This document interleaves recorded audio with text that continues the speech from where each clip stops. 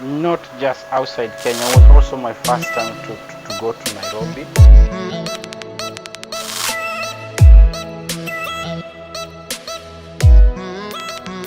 Hey there, this is Brian of Bangkok with Musings. Welcome back to my channel.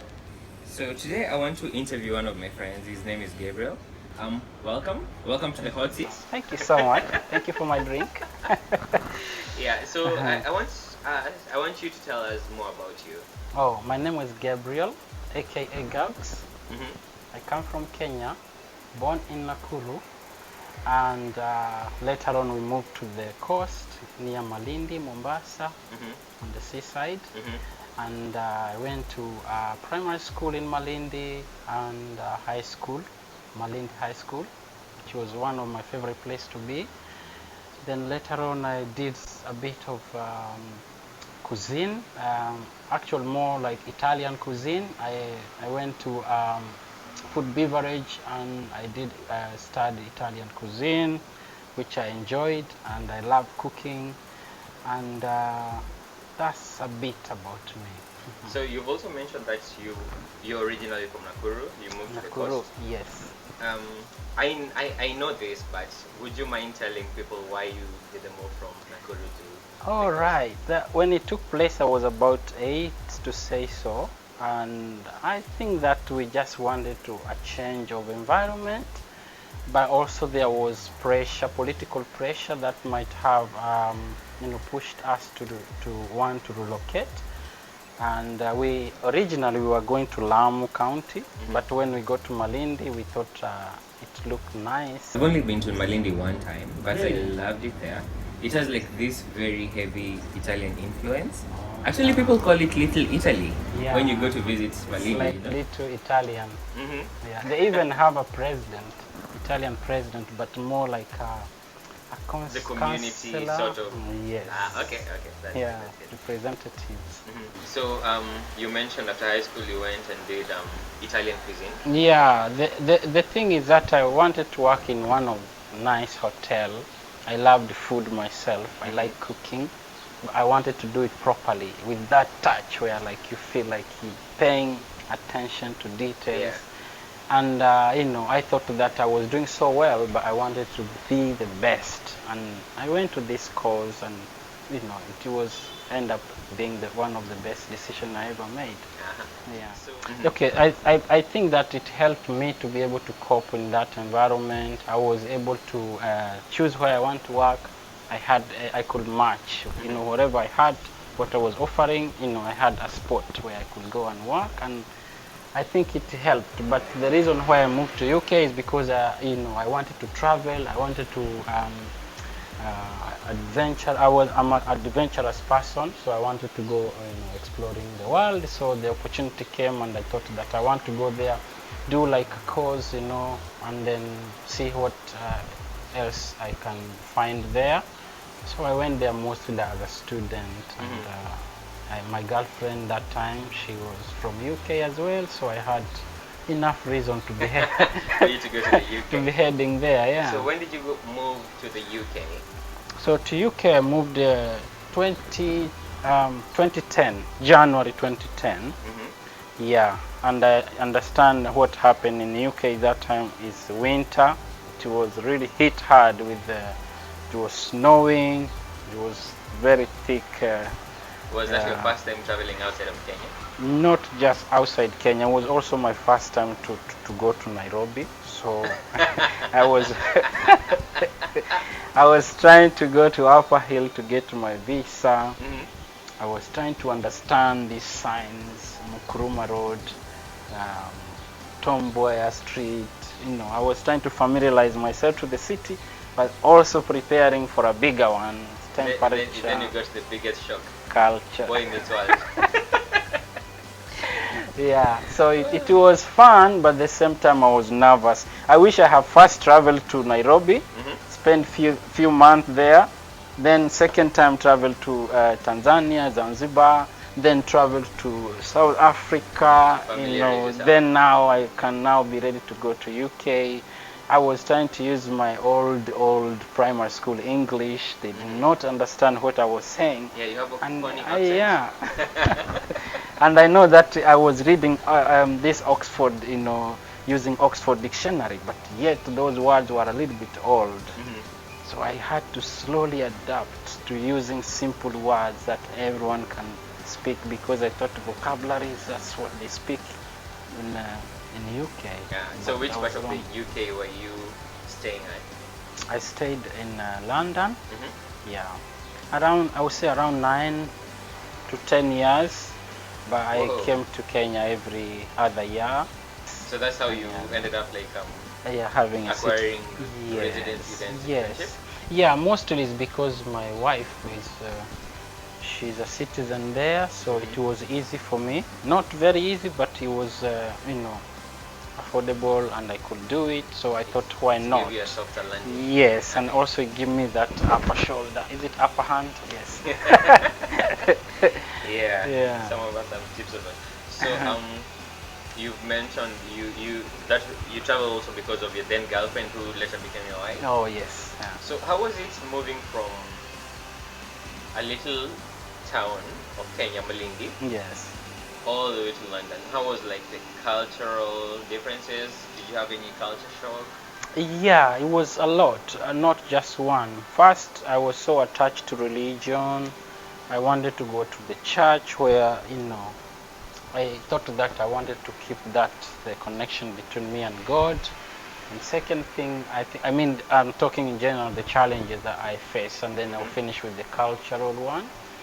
I thought that I would be able to call my family as much as I wanted, and I thought they would want me to be calling them a lot, which they wanted, but then with time, you start to lose that glimpse. Yeah.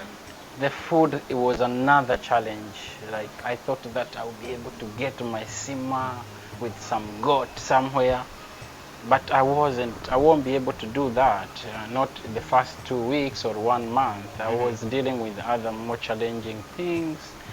The cultural thing was there, was real. I think that I had that little village in my mind. I thought that everyone I know, I would just wave at them, they're gonna wave at me. They know I'm from Kenya, Yeah. I'm innocent, I'm not gonna hurt them, but they saw this. It took me time to understand that I don't need to say hello, I don't need to shake hands with the people if I don't know them. I thought that maybe, it's a Kenyan thing, so they're gonna understand me. Another thing is that being a Kenyan, is about sharing. I felt like, if someone was in need, someone was going on the stairs, you can help them, but it's not, it's not acceptable there unless they feel, Unless they ask you for help. Yes, yeah. You cannot just volunteer your help. Yes, Okay. I did some few mistakes slowly, and then I corrected them. But I always feel the pain when I can help, but then I have not been asked to help. So I feel like, oh, I'm not of any use. But I think that I appreciate, it wasn't the worst one. I slowly blended, and after 1 year, I was, Accustomed. You got accustomed yes, to the environment. absolutely, Nice. yeah. So you have kids? Yeah, they all born in UK, in the same place, in the same hospital, same street. Doctor. Same gyna. Yeah, not same doctor, but I'm sure here and there. So it was really good. I was so privileged to be able to see my children. I was around them when they were born. Were you really? Oh, you were in the delivery room? Yeah, all the time. All the time I was in there. I was involved. I You're was saying all the time. He passing. I was does not have plugging. 10 kids. I was plugging the thing that we probably needed. Yes, and I have like a beautiful children. Yes, you My do. son, my 2 daughters, my beautiful wife. Yeah, so something to be proud of. Yeah, you have a beautiful family. Thank you. So Thank how you. was it raising kids in the UK? Because like you mentioned, you come from a small village Yes. originally, Nakuru. Yes. Yes. You moved to Malindi, which is also like a small town. Yes. right? It was a small town. Yeah. And I'm saying this because I know how kids are usually brought up in Nairobi, in Yes. Kenya, in Yes. general. Yeah. Because a child belongs to the community. Actually, that's how it's supposed to be. But it's But not everywhere. Exactly. So how was it bringing up your kids in the UK? Oh, I think that it was good, and also sometimes it varies from where you are. You know, if you are in a big city, it's a challenge. If it's a place with enough space, then it's more easier. The children have access to playground, have access to libraries, to play areas. So I think that I was very privileged to be able to raise my children in an area where we lived near the park, and the schools were quite near. And my wife being a teacher, it was very good because then she knew exactly what to do with the children. And another advantage is that I had my sister-in-law around. I mean, both of them, and the rest of the family member were all the time easy to to approach in case I needed a hand. And the kids are really easy. My children are easy to be with, and I think this is one of the reason that I thought being a father was like a walk in the park. Yeah. So you were in the UK for a decade, you say? Yeah, 10 years. Then you moved to Thailand. Actually, beginning we just wanted to go to Kenya. It was around, we planned to go around 2017, but because plans don't always go, how we plan yeah, so then we thought we'd go 2018, but it didn't happen, and then we managed to go 2019. The reason was for me I was so proud to be able to introduce my young family to my father, to my mother, to the rest of the family, to your culture, to my culture, going to swim, eating mahindi choma, nyama choma, eating ugali, and interacting with all the environment, the animal.